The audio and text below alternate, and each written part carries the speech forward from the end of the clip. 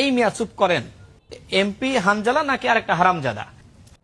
নাউজুবিল্লাহ নাউজুবিল্লাহ নাউজুবিল্লাহ। এই রাশেদ, আসসালামু আলাইকুম প্রিয় দেশবাসী।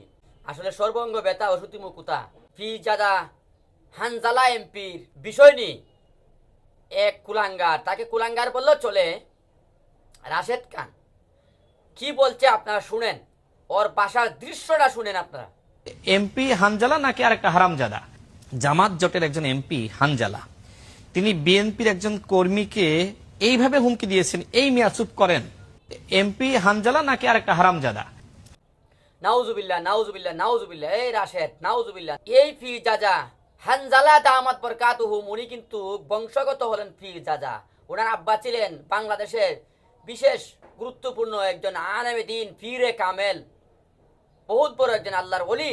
আর উনার গলে জন্ম নিয়েছেন হানজালা দামাত বরকাতুহুম, উনি হলেন একজন এমপি, উনি হলেন একজন ফিরজাদা। কিন্তু একজন কেমন মানুষ হলে উনাকে হারামজাদা বলতে পারে? আল্লাহ রাসূল সাল্লাল্লাহু আলাইহি ওয়াসাল্লাম বলছেন, কোন মানুষদেরকে তোমরা কাফের বলো, আর সে যদি কাফের না হয় তাহলে বুঝতে হবে তুমি কাফের। সে যে বললো হারামজাদা, যদি ফিরজাদা হারামজাদা না হয় তাহলে হলো অবশ্যই তুমি কিন্তু হারামজাদা।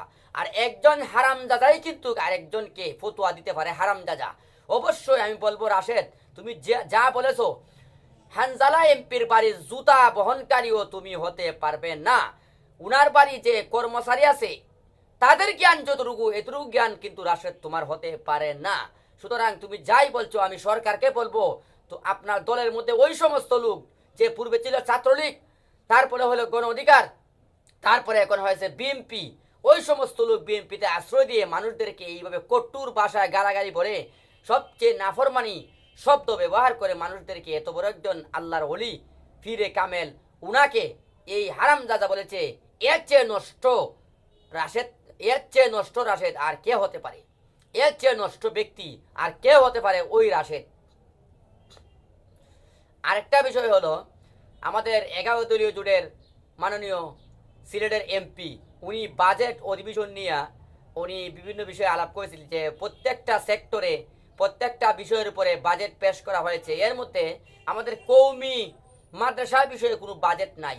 যেমন সারা বছরে খেলোয়াড়ের উপরে একটা বাজেট ধরা আছে, ক্রীড়া প্রতিযোগিতার উপরে একটা বাজেট ধরা আছে, এবং এমপিদের যাতায়াত স্টোরের পাতা রয়েছে, পিকনিক করার জন্য বাতা রয়েছে, বিভিন্ন আয়োজনের জন্য বাতা রয়েছে, শাক সজ্জা সৌন্দর্য যে বাতা রয়েছে, দেশের বিভিন্ন অনুষ্ঠান, সামাজিক অনুষ্ঠান, রাজনৈতিক অনুষ্ঠান, বিভিন্ন অনুষ্ঠান নিয়ে বাজেট রয়েছে। কিন্তু 40,000 কওমি মাদ্রাসা, তাদেরকে নিয়ে বাজেট নাই।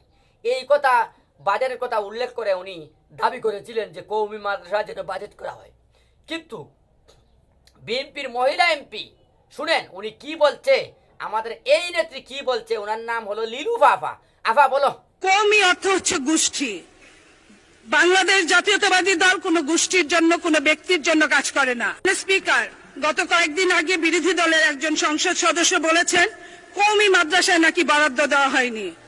আমি উনাকে বলতে চাই, কওমি অর্থ হচ্ছে গোষ্ঠী। বাংলাদেশ জাতীয়তাবাদী দল কোনো গোষ্ঠীর জন্য, কোনো ব্যক্তির জন্য কাজ করে না। আফা, কওমি হলো গোষ্ঠীর না, কওমি গোষ্ঠী, এ গোষ্ঠীর লাগে বাজেট দিবেন না। হ্যাঁ, আমি সরকারকে বলবো, এই কওমিকে একটা গোষ্ঠী বানিয়েছে, গোত্রী বানিয়েছে। সারা বাংলাদেশ হলো কওমির ভক্ত, কওমি জননী, সারা বাংলাদেশ কওমি মাদ্রাসা আলেম, কিন্তু ওখানে বলছে গোষ্ঠী। সুতরাং ওই গোষ্ঠীতে উনি বাজেট দিবে না, টাকা দিবে না, এই জন্যে উনি ভুল ধরছে। সুতরাং আমি বলবো, যে সমস্ত মহিলারা এই ধরনের কার্যক্রম করছে, বাংলাদেশের সমস্ত 95% মানুষ হলো কওমি মাদ্রাসা ভক্ত এবং কওমি। এদের জন্য যে বাজেটের মধ্যে যে বাধা বিপত্তি করেছে, কওমিকে গোষ্ঠী বলেছে, সমস্ত বাংলাদেশের মানুষ ওকে বয়কট করার জন্য আহ্বান করা গেল। এই মহিলাকে প্রয়োজন পড়ে এমপি থেকে বহিষ্কার করার জন্য সরকারের কাছে আবেদন করা হইল।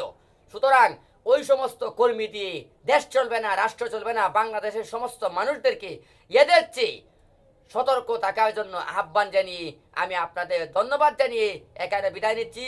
আসসালামু আলাইকুম রহমতুল্লাহি ওয়া বারাকাতুহু।